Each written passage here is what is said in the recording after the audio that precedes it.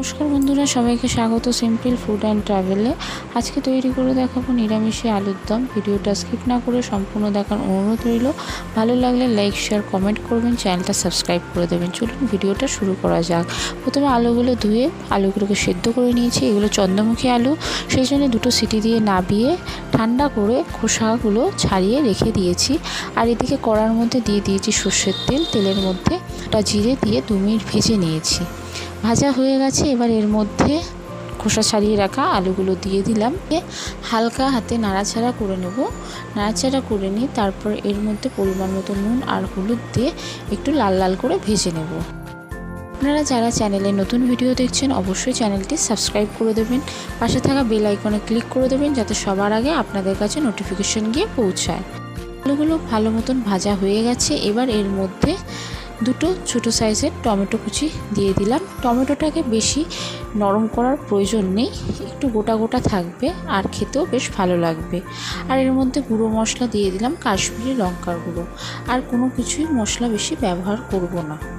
ভালো করে একটু কষিয়ে নিচ্ছি।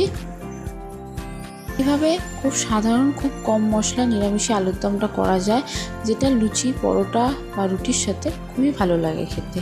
আর এখানে আলুর দম যেহেতু করছি, তো আলুর দমের মশলা সেটা দিলাম আর দিয়েছি সামান্য পরিমাণে চিনি দিয়ে ভালো করে মশলাটাকে কষিয়ে নিচ্ছি। আপনারা যারা চ্যানেলটি সাবস্ক্রাইব করেছেন তাদেরকে অসংখ্য অসংখ্য ধন্যবাদ। ভালো করে মশলার সাথে মিশিয়ে নিচ্ছি আর সামান্য একটু জল দিয়েছি। জল দিয়ে ভালো করে মশলার সাথে কষিয়ে নিচ্ছি।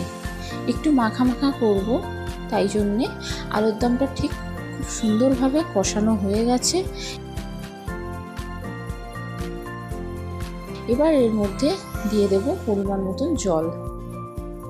জল দেওয়ার পরে ভালো করে একটু নাড়াচাড়া করে নিলাম। এখানে জল দিয়ে একটু 5 মিনিট ফুটতে দেবো। 5 মিনিট হয়ে গেলেই নামিয়ে দেবো।